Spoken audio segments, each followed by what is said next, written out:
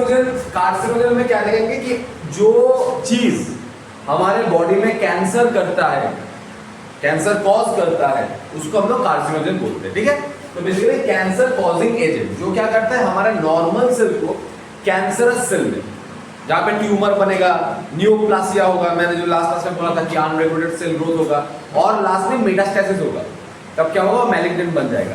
तो जो हमारा transformation of normal cell into cancerous cell, मतलब नियोप्लासिक होता है जब अनकंट्रोल्ड सेल ग्रोथ होता है, is induced by the agent called carcinogen.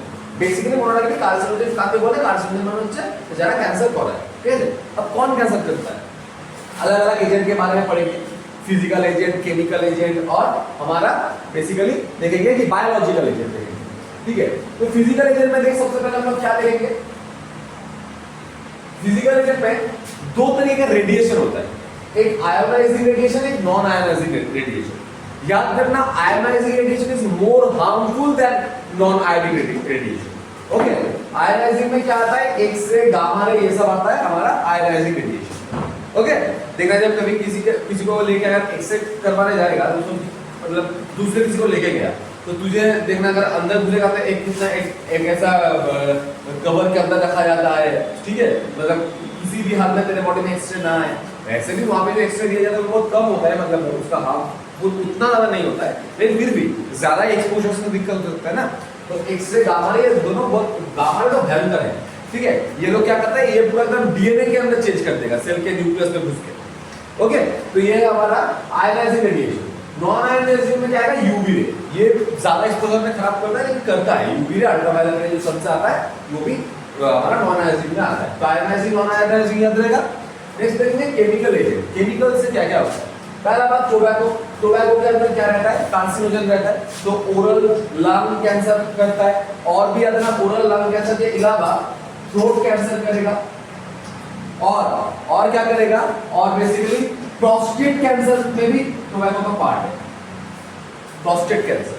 ठीक है, मेल रिप्रोडक्टिव पार्ट है प्रोस्टेट कैंसर। तो आफ्लाटॉक्सिन बोल के एक केमिकल आता है, आफ्लाटॉक्सिन से क्या होता है, हमारा लीवर कैंसर होता है। विनाइल क्लोराइड, जो पीवीसी पाइप का जो मोनोमर है विनाइल क्लोराइड, उससे भी लीवर कैंसर होता है। सूट क्या होता है, देखना कोई भी चीज जलाने के बाद, बेसिकली मतलब जिससे यहाँ पे कार्बन रहेगा, कोई भी चीज जलाने के बाद, मतलब और ऑर्गेनिक मटेरियल का इनऑर्गेनिक बर्न होने के बाद, ठीक है, सॉरी, ऑर्गेनिक मटेरियल का इनकम्प्लीट बर्न होने के बाद, अगर ऑर्गेनिक मटेरियल का इनकम्प्लीट बर्न हुआ तो क्या होगा, देखना वहां से ब्लैक पाउडर जैसी चीज निकलता है। देखिए ना, ब्लैक पाउडर जैसा, उसको सूट बोला जाता है। ये सूट से क्या होता है, हमारा स्किन एंड लंग कैंसर होता है यार। ओके, कोल टार में क्या होता है, कोल टार में भी स्किन लंग कैंसर होता है। एस्बेस्टस में जो लोग काम करता है, एस्बेस्टस का जो डस्ट उससे लंग कैंसर होता है। सिगरेट स्मोक से लंग कैंसर, थ्रोट कैंसर, और वो माउथ गुटखा खाने से, ठीक है, जुआ कैंसर से, माउथ कैंसर हो सकता है, प्रोस्टेट हो सकता है, प्रोस्टेट कैंसर हो सकता है। Okay, clear. नेक्स्ट क्या है, नेक्स्ट है हमारा बायोलॉजिकल एजेंट, मतलब बायोलॉजी मतलब लिविंग चीज।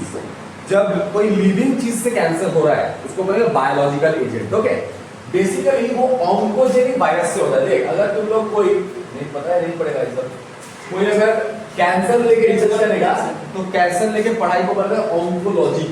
क्या कॉन्फिडेंस है, कैंसर लेके पढ़ाई को बोलते हैं ऑन्कोलॉजी।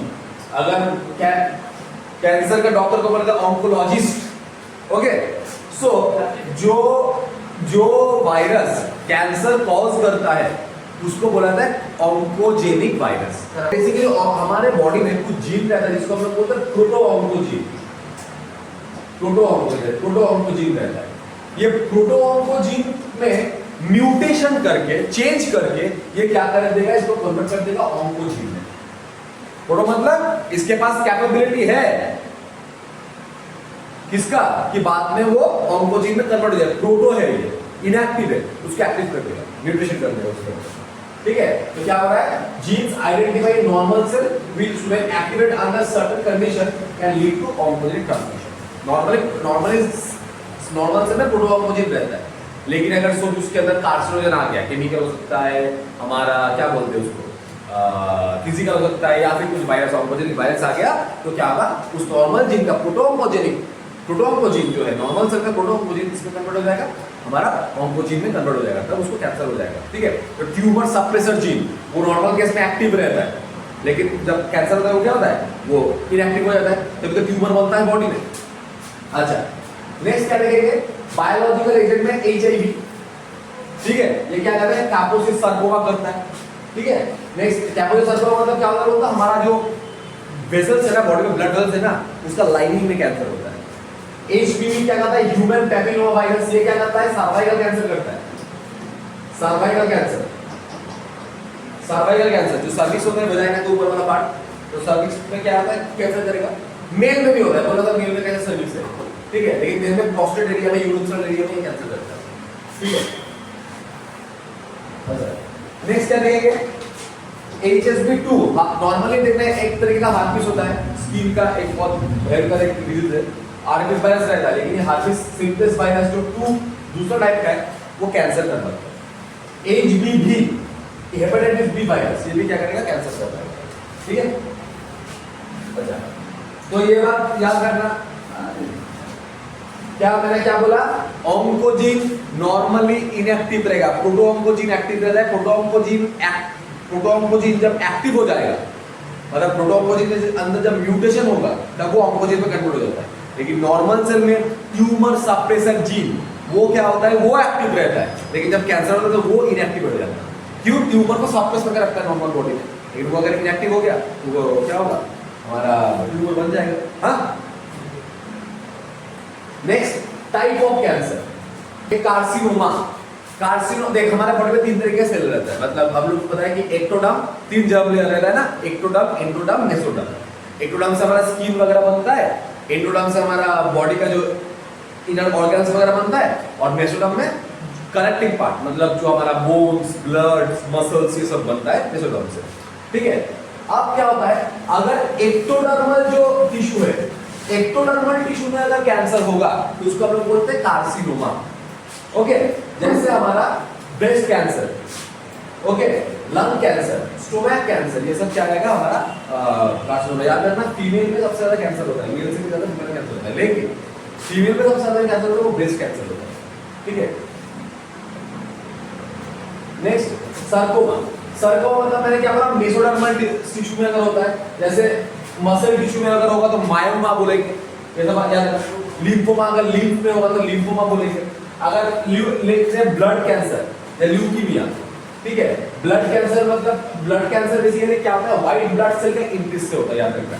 नॉर्मली हमारे बॉडी में WBC का काउंट कितना रहता है, व्हाइट ब्लड सेल का काउंट कितना रहेगा, बोल, 5000 से 11000, ये नॉर्मल काउंट है। अरे बात बोला सर, नॉर्मल ऐसा इतना बड़ा क्यों, अब इतना बड़ा स्पैन क्यों रखे हो, मतलब मैंने देखो पूछा कि तेरा मार्क्स कितना है, बोला 40 से 90 के बीच आ जाएगा। ठीक है, तो अगर ऐसा कोई बोलेगा तो क्या बोलेंगे, भाई ठीक ठाक बोल, 70 80 बोल, 40 50 बोल, इतना बड़ा क्यों काउंट रखे, कि हमारे सबका बॉडी में क्या सेम नंबर ऑफ WBC है। सोच, तू फिट है, मेरा कुछ तबीयत खराब हुआ है, तो तेरे बॉडी में ज्यादा WBC रहेगा या मेरा बॉडी में रहेगा, इसकी बॉडी में रहेगा, हाँ, तेरे बॉडी में क्यों,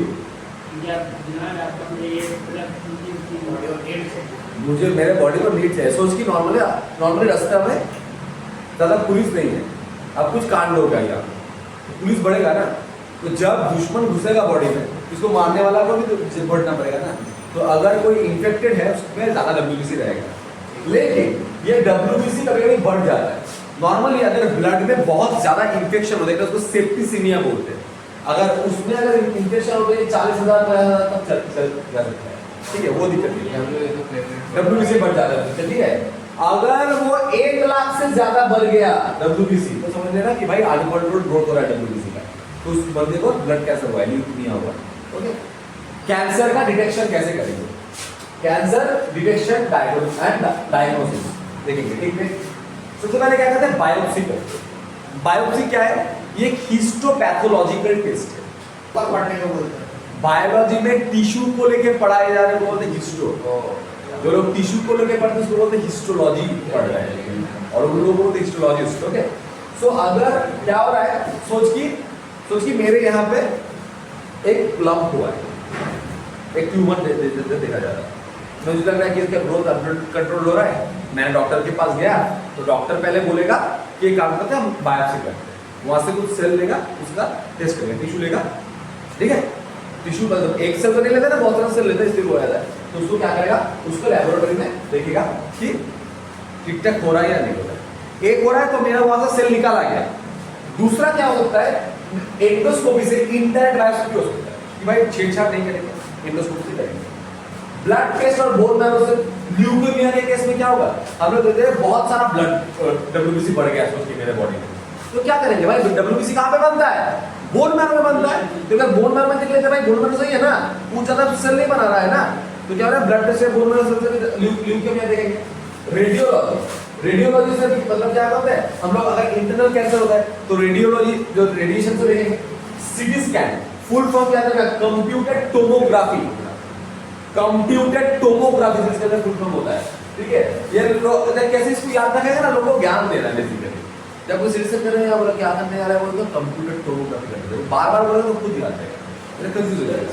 खुद के लिए करना है, लोगों को क्या देना नहीं, खुद को याद रखना है बात, ठीक है। जब जितना बार ये सब बोलेगा वर्ड उतना याद रहेगा। ओके, अब क्या होता है यहाँ पे, use x ray to generate 3D image बनता है यहाँ पे, तो अच्छे से पूरा साइड पोर्शन भी देख पाएंगे ट्यूमर का, है ना। एमआरआई सबसे बढ़िया होता है क्या, एमआरआई, क्योंकि देख बाकी सारा में एक्सरे यूज हो रहा है। कैंसर का डायग्नोसिस करने के लिए हम लोग कैंसर कॉजिंग एजेंट को यूज करते हैं। एमआरआई में हम लोग क्या करेंगे, मैग्नेटिक रेजोनेंस यूज करेंगे, उसका दिक्कत नहीं है, ठीक है। तो ये क्या है, मैग्नेटिक रेजोनेंस इमेजिंग है। यहाँ पे एक मैग्नेटिक फील्ड के अंदर आप लोगों को घुसाया जाएगा, non ionizing radiation to accurately detect the pathological and physiological change in living tissue. हमारे बॉडी का जो एकदम परफेक्ट हर एक नर्व, हर एक टिश्यू के बारे में एकदम मैग्नेटिक रेजोनेंस है, उसको पता चलेगा। ये थोड़ा कॉस्टली होता है लेकिन सबसे अच्छा होता है और कम 3D इमेज। हां गूगल को रेडिएशन में दिखाता है, गूगल में हां दिखाया जाता है। अच्छा अब एक बात देख, सो जैसे एक बात देख, सोच कि मेरे बॉडी में कैंसर हुआ है तो मेरे बॉडी का इम्यून सिस्टम उसको लड़ने की कोशिश करेगा ना, तो एंटीबॉडी बनाएगा ना। हाँ, मैं एक काम करता हूँ ना, देखता हूँ ना कि मेरे बॉडी में एंटीबॉडी बनाए या नहीं बनाए। अगर वो मेरे बॉडी में एंटीबॉडी बना है तो इसका मतलब उसका एंटीजन भी है।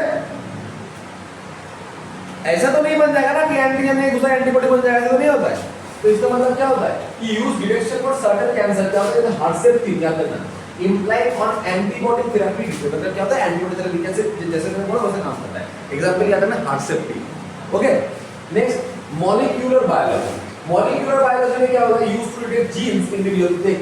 ये सबसे बढ़िया है, कॉस्टली है शायद, अगर अच्छे से रिसर्च होगा तो घट जाएगा। तो क्या होता है, जीन देखा जाता है। मैं क्या बोल रहा हूँ, सोच कि देख ऊपर लास्ट क्लास में कोई पूछ रहा था कि कोई एक बंदा है, देखना वो जैसे वो बोल रहा था कि क्या कौन है, वो पूरा दारू पीता गया, ठीक है, अभी भी दारू पीता है, अभी भी जिंदा है, ठीक है, ठीक है। अब क्या है, देखना कोई है कि पूरा जिंदगी भर सिगरेट पिया, उसे कैंसर नहीं हुआ, लेकिन दूसरा कौन है कि वो कुछ दिन पिया उसे कैंसर हो गया। बात क्या होता है, बात होता है कि हमारे बॉडी में ये इसके कारण में थोड़ा सा जीन भी है। सो वैसे ही कैंसर होने का चांस उन लोगों का ज्यादा है जिनका जीन में डिफॉल्ट है। तो अगर हम लोग देख लेंगे क्या हमारा जीन कैंसर मतलब कैंसर प्रोन है, प्रोन टू कैंसर है क्या हमारा जीन, तो हम लोगों को क्या करना पड़ेगा भाई, वो सब करना ही नहीं है। लेकिन किसी किसी के कर जाता है, पूरी जिंदगी में पूछता है क्या होता है। तो मैमोग्राफी, ब्रेस्ट कैंसर में मैमोग्राफी टेस्ट किया जाता है, ठीक है। नेक्स्ट क्या है, pap smear test. Pap smear test cervical cancer में वहाँ पैप स्मीयर टेस्ट, वहाँ पे से मतलब म्यूकस को लेके जाके स्मीयर को निकाल के उसको टेस्ट किया जाता है, पैप स्मीयर टेस्ट किया जाता है, ठीक है। क्लियर है बात। ट्रीटमेंट कैसे करेंगे कैंसर का, सबसे पहले सर्जरी। पहला स्टार्टिंग पॉइंट में अगर डिटेक्ट हो गया तो जहाँ पे अनकंट्रोल सेल को तरफ आप उसको काट के निकाल दें, क्योंकि अगर एंजियोजेनेसिस नहीं हुआ तो, अगर वहाँ पे ब्लड वेसल्स नहीं घुसा तो, ब्लड वेसल घुस जाएगा तो क्या होगा, वो सिर्फ टूट के ब्लड वेसल में घुस जाएगा ना, तो बाकी बॉडी मेटास्टेसिस हो जाएगा। तो कहाँ पे ऑपरेशन करेगा, तो स्टार्टिंग केस में सर्जरी होगा। नेक्स्ट क्या है, रेडिएशन के रेडिएशन डाला है उसके अंदर। रेडिएशन में क्या क्या यूज किया जाता है याद रखना। आई मतलब ये बेसिकली आयोडीन का 131 वाला जो आइसोटोप है वो थायराइड कैंसर में यूज होता है। कोबाल्ट 60 ठीक है। कोबाल्ट 60 किसमें यूज होगा, हमारा ये भी यूज है, और रेडॉन 220, तो ये तीनों जो रेडिएशन है ये यूज है। तो क्या बोलेंगे, ये रेडिएशन थायराइड के लिए स्पेसिफिक है, वो साइन ठीक है। तो कोबाल्ट 60, रेडॉन 220 ये सब क्या होता है, हमारा ये आइसोटोप यूज है। केमोथेरेपी, केमोथेरेपी में लोग क्या करेंगे, केमोथेरेपी भी कुछ ड्रग्स देके केमो के थ्रू, उससे क्या होता है, कैंसर का सेल खत्म हो जाता है।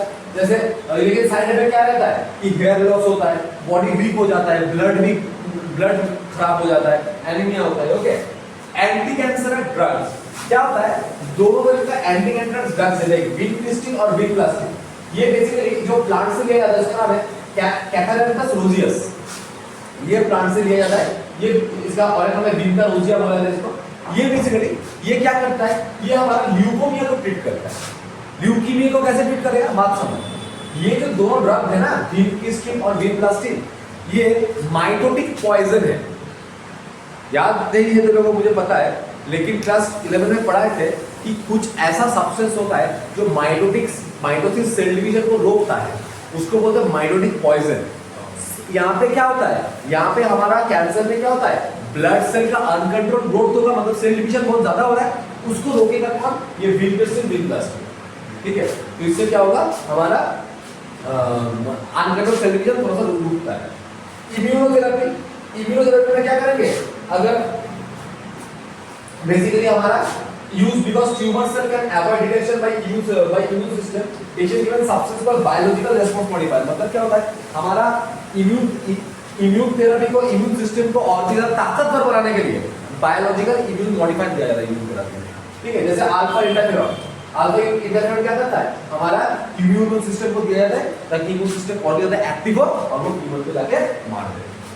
क्लियर है बात, ये था कैंसर। रिसेंटली रशिया बोला है कि वो लोग कैंसर का वैक्सीन बनाया है, अगर वो मतलब सर्कुलेट हो जाएगा सही से और अगर ठीक से रिजल्ट दे वो दुनिया में रेवोल्यूशन ला देगा। इंडिया में चाहिए। इंडिया मंदिर मस्जिद करेगा, अभी नहीं चाहिए इंडिया में।